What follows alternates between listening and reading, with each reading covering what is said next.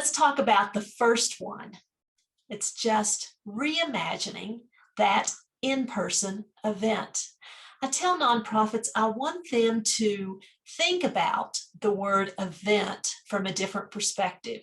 So instead of thinking about it as one gala, one huge event, what can you do that are smaller types of things during the year that might not be what you would consider to be a traditional event? I've interviewed many nonprofit professionals and I asked them what they've done to reimagine the in-person event. So some of the first things that I recommend asking yourself when you're talking about an event and reimagining it is things like, what financial results do you need from your events? Sometimes we don't need a financial result. Sometimes it is just a friend-raising event. What feelings do you create in your face-to-face event?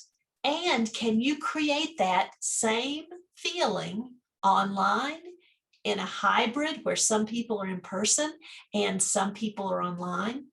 What parts of your event are core to your mission?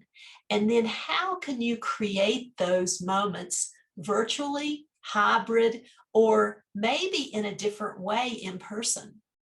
What fundraising activities do you have?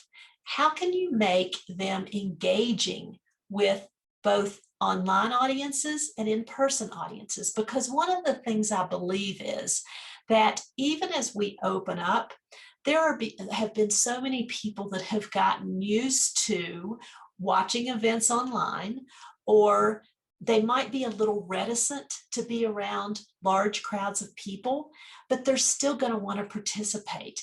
So I think we've entered a new era where we need to be sure that we're including those people, because it's almost like in the middle of 2020 when people say, oh yeah, we're going to have our event anyway in person. And I would say, you know, some of your larger donors are probably a little bit older. And those are the people who aren't going to feel comfortable coming to your event. And so it's like you're saying, hey, we're going to have this party, but you're not invited, even though they are invited, but they don't feel comfortable coming. And then do you need technology or software to help you do this?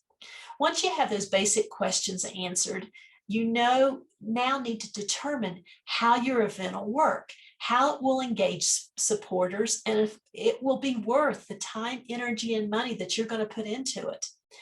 So some nonprofits had such great success with their virtual event last year that they will keep doing the virtual part of it, even when they're able to meet live and in person.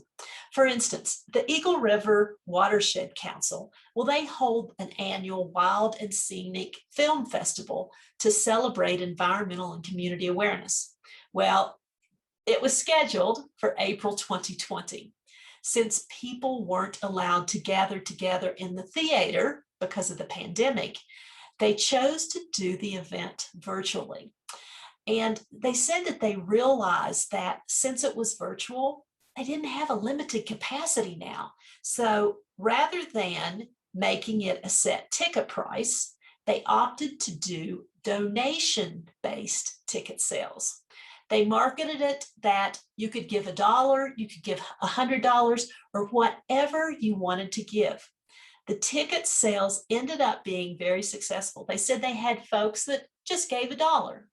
Most people gave at least $20, and they even had some people that gave $200, and plenty of them gave $100. So it really doesn't sound like a lot of money, but when you think about it and you get the quantity of people, which they had. And so it was a wide range of support, and so it provided them good funding. They ended up adding a silent auction, which they typically do an auction at the film festival. They had it open the week before the virtual event, and it gave people time to take a look at things. And then that last week before, they gave it a big push, and it was so successful. They said typically they reach about 370 people, but it was double that than when they do in-person events.